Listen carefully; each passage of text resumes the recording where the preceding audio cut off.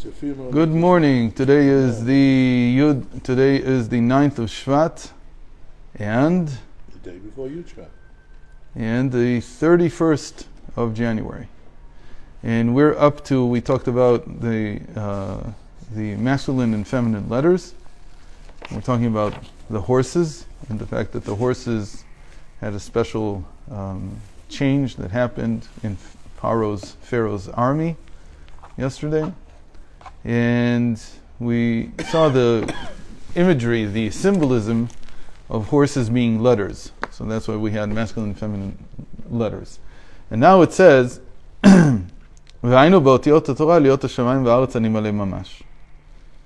so this is a very big deal. This is probably one of the most important verses in Hasidic thought. Why? Because what is it saying?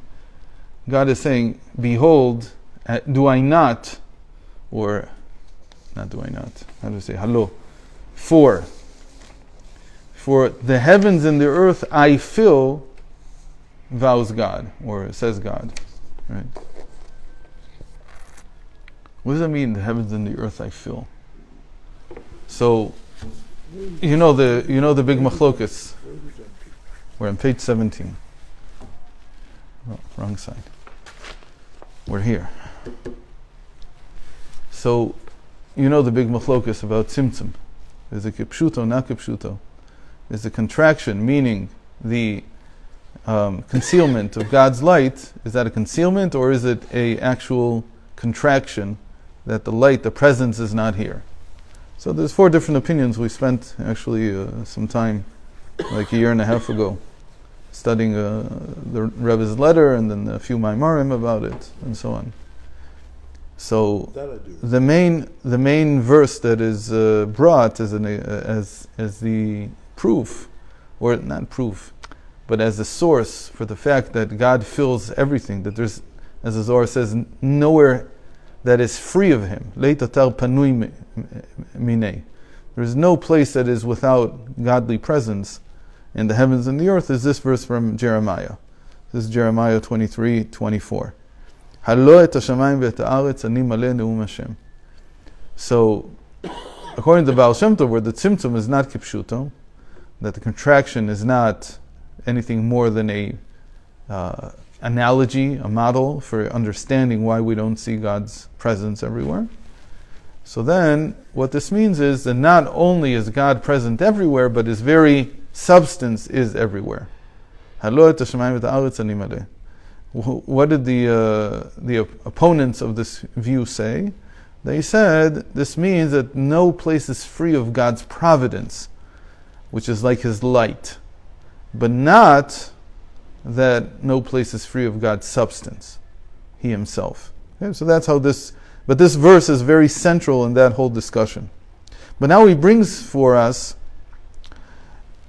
he just said that the letters come to fulfill this state of that no place is void of God's substance. How does that work? He says there's a question that arises, because in Isaiah 6:3 we find a different verse. It says, that in the land, in the earth, His honor is present. His honor fills the earth. So when you say honor, that's not the same thing as saying ani, as I, right? Honor is like a light. It would be a revelation of the person, an adjective about the person. In this case, it's an adjective about God. It's an aspect of godliness, His honor. Meaning that it's only His honor that fills the earth and not His essence and substance. But again, sometimes it says, as in Jeremiah, what we just read, Hashamayim va'aretz ani maleh, that my very substance fills the heavens and the earth.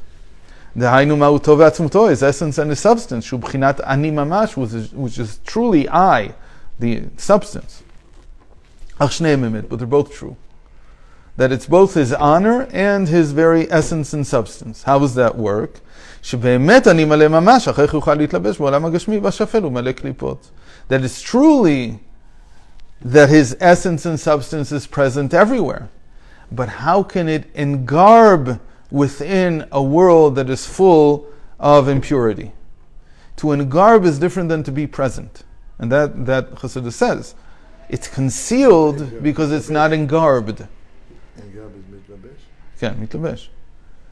It doesn't have. It can't enter a vessel. It can't be revealed. To be engarbed means to have an external vessel, something with which the world can grasp you, can see you. So it's not enough that your essence and substance is here. For instance, a person walks into a room. Let's take this room right now. In this room, there's many, many souls. Many, many, many, not just yours and mine. But we don't have any connection with them. Why do we have no connection? Because we can't give them a body. We can't give them some kind of vessel in which they can enclose, within which they can engarb. So then they're not really here. No, they're here. They're completely present here. Their substance is here. What are they doing here? Whatever souls do, I don't know. You got to talk to them to be able to figure that out. What does your soul do all day? It's a big question itself also, because who says I'm giving my soul a vessel with which to engarb itself? It's only certain times of the day, like when I'm learning with you, or maybe sometimes when I daven, and sometimes when I teach, and sometimes other things, that maybe I'm giving a vessel of expression for my soul. This is a universal problem. It's not just a problem with souls without bodies. It's also a problem for the souls with bodies. Who says that the body is really being utilized to engarb the soul? Most of the time it's not, apparently. And so we have this universal problem that many things are present here in their substance, but they cannot be revealed because there's no vessel for them. That you're doing all the time. Well, how's a mitzvah suddenly a soul? I don't understand. What about So tzitzis is like a way to give some kind of vessel, because I wear it all the time. So it's some kind of vessel. It's a light vessel, and the tzitzis is like in general, like that's why we say it was chaltem et kol mitzvot Hashem. You remember all the mitzvot of Hashem. It's like a placeholder for all the different commandments, and that's why you wear it all day long, and hopefully also at night, even though you don't have to wear it, to give your soul some kind of vessel with which to express itself. But it's very slight, because we know that as strong. What? All these things are wonderful, but they're nothing like the true expression. What's the true expression that he's going to say? Letters. What are you saying? What are you speaking? That's where the true expression is. It's true that the way I dress is an expression of something, but it's very slight. The way my body is, nobody sees. It's not an expression very much. It's true that it gives some, because sort of call it a hook, so that the soul doesn't fly away. But it's not a vehicle of expression. It's not an instrument of expression. That's something completely different that we're lacking most of the time. And therefore, so how can it be engarbed? And that's where the verse in Isaiah comes in.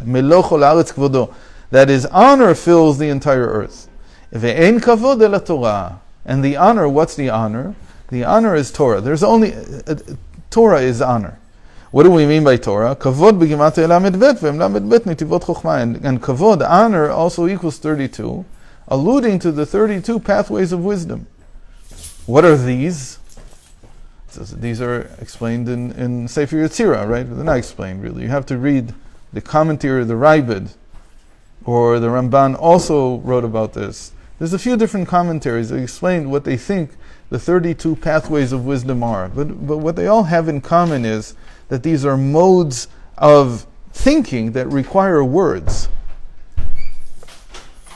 So if I'm not using my mind to engarb God's presence within the words of Torah, so he doesn't have any honor. That's his honor. His honor is when he is engarbed within the letters of the Torah. This is the wisdom of the Torah.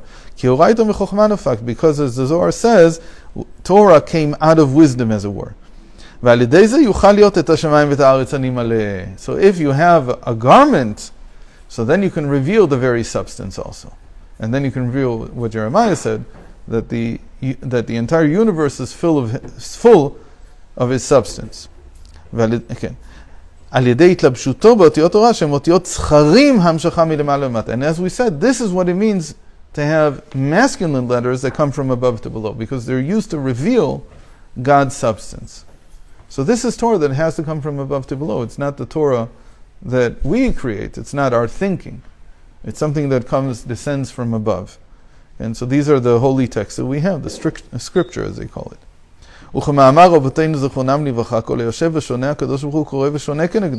And that's what the sages meant when they said that when you sit and learn, God sits and learns with you. What does it mean he sits and learns with you? Because the very words that you're saying, they become a garment for God's substance to be revealed. So it's as if he's learning with you. היינו מה שהוא קדוש ומובדל, שהבחינת חוכמה נחשבת לזו כבחינת עשייה גשמית, כמו שכתוב, כונה בחוכמה עשית, ויומשך ויתגלה למטה על ידי אותיות התורה. So again, the fact that he is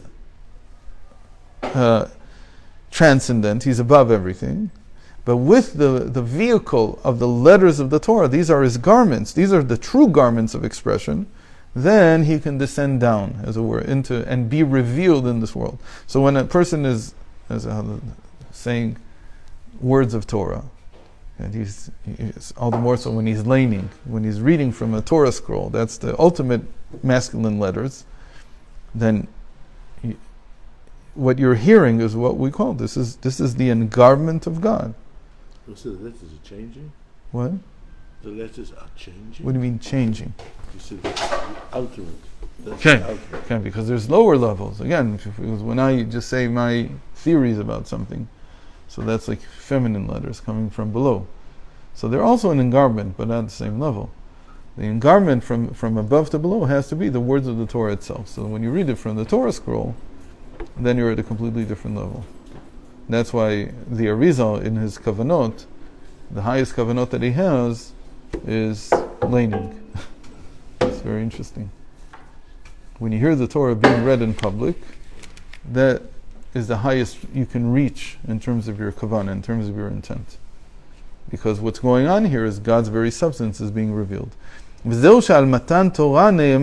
why the prophet Chavakuk, he describes the giving of the Torah with the words Ki tirkav al susecha. This was a verse I wanted yesterday, I couldn't remember. That you shall ride upon your horses. That's how he describes the giving of the Torah. The God rode on his horses. What do you mean rode on his horses? Here it says horses in the masculine. So these are the letters of the Torah. And what this does is, as we said, that the horse carries you very quickly across a long distance. And here too, it's like leaping over mountains and jumping over hills. It's the ability to leap from place to place. Again, because what it's doing is it's taking from the transcendent aspect of the substance of God and bringing it down into a revealed aspect. And that's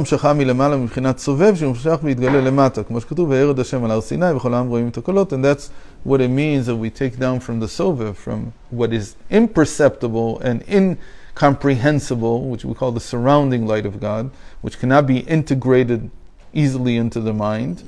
It's not understandable. And it's drawing it down so that it be revealed, and that's what it means when it said that God descended on Mount Sinai. God doesn't need to descend. It's talking about it in a symbolic way and in an abstract way. The descending here means that the substance was revealed through the words, the letters that he spoke. And all the people saw the voices. What do you mean they saw the voices? What it's trying to say is that something that would normally be only heard was now seen, meaning that it was engarbed further down, because seeing is more concrete than hearing. Hearing is more abstract.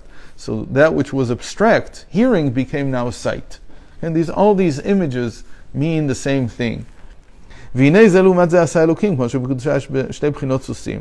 we come to the crux of Pharaoh's story with his female and male horses. All right, that in the beginning he put the female horses in the front, and then he put the male horses in front. So this is what we mean, that there is always a counter and opposite to the holiness. There's also the impurity. Just as in holiness there are two types of horses, the female horses or the female letters and the male letters. From above to below and from below to above.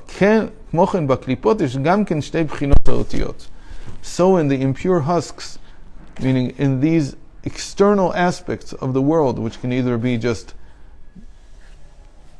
empty meaningless things, or they can be downright impure things. There are two types of letters. What does it mean? והיינו שעל ידי התקשרותו להבלי העולם בדברים בטלים, ומכל שכן לשון הרע ובחינת אותיות נקבות, הנה האותיות מוליכין אותו למקום רחוק מאוד.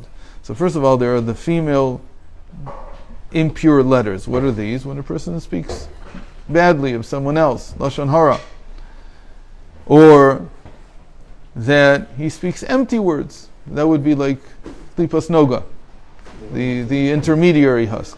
Whereas there's no meaning to it, it's just empty words. It's shooting the wind, as they call it. It means nothing. What do you shoot the wind? You're not gonna kill it or anything. It's just wasting a bullet. It doesn't mean anything. So these empty words, they are impurity, and they are the feminine letters of the impure. V'hainu le'omek, and it takes him like a horse to a very far place. Where? To the depths of the impure husks. B'chinat makif shelem, shenikra paro orif. This is what we call the makif, the surrounding or the context of impurity that a person can fall into. That's what Pharaoh represented. It doesn't mean that necessarily he does something negative. He doesn't. He's in an atmosphere of impurity. He creates an atmosphere around him which is impure. להמשיך עליו המשכה מלמעלה מבחינת המקיף שלהם להקיפו ולהלבישו, והוא בחינת הבל ורות רוח ונעשים לבושים צועים עליו, והוא בחינת סוסים זכרים, אותיות זכרים שנעשים על ידי אותיות נקבות, כי בהיפוך אמר גם כן רוח הייתי רוח. And the same thing happens when you have an atmosphere of impurity around you, then you also come eventually to the impurity itself, which is what he says here is called the masculine letters of the husks of impurity. That then it becomes, it's not just words around you, it becomes actual actions. So that's how this works, because like in holiness, where the spirit that ascends brings down, as we talked about yesterday, twice as much holiness. When you do a good act, you bring down twice as much holiness. The same thing is true with impurity. And when a person has impurity as an atmosphere, it brings down 2 measures of impurity in action. והנה פרעה רדף אחר ישראל בשעת יציאת מצרים, כמו שכתוב, וירדוף פרעה, שרצה להוריד ולהמשיך את נשמות ישראל תוך עומק הקליפות. So in this case, you have to know that the makif, that the context, the atmosphere of impurity is constantly chasing you. That's what Paro wanted to do. He was proactive. He didn't wait for them to come to him. He said, this is what this whole episode means in the psyche, in the psychology of a person, that the negative is never waiting for you. It's chasing you constantly. It's always going to find a way to get to you. So that's what he did at first. He wanted to chase them. He chased them with the feminine letters, meaning with the atmosphere, with the general atmosphere. That's where he wants you to be. And by doing that, then he'll draw you down, like with horses, quickly into the impurity itself. ועל כן העמיד סוסים נקבות תחילה, בכדי שעל ידי זה המשכה מלמעלה, גם כן מעומק הקליפות, כי דרכו של איש וכו'. So that's why he put his female horses first in the beginning, because he wanted to draw them quickly. What he's also saying is that they seduce you. That's why it's called female horses, not male horses. Because the female horses are like you're drawn to them. The male horses are difficult. You wouldn't want to deal with them at first. You want to deal with a nice, it's a nice atmosphere. You have to see it, that first you create an atmosphere. The atmosphere, the makif, is usually feminine. And then, when it's pnimi, when it becomes something internalized, that's the masculine. So when a person first even sees impurity that he's drawn to, he can't immediately engage in the act that he wants to engage in. He has to get used to it. That surrounding atmosphere, that's the feminine aspect. And the act itself, when you're drawn into the act itself, that's already the masculine.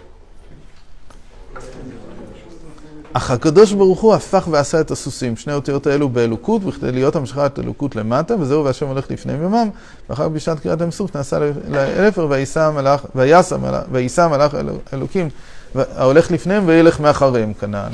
So to counter this, the Almighty did the same thing in holiness. That at first he went before them, And then he moved behind them. Right? At first, he countered the same thing. He did the same thing with these types of letters. So we'll see more about this tomorrow. Be'ezrat Hashem.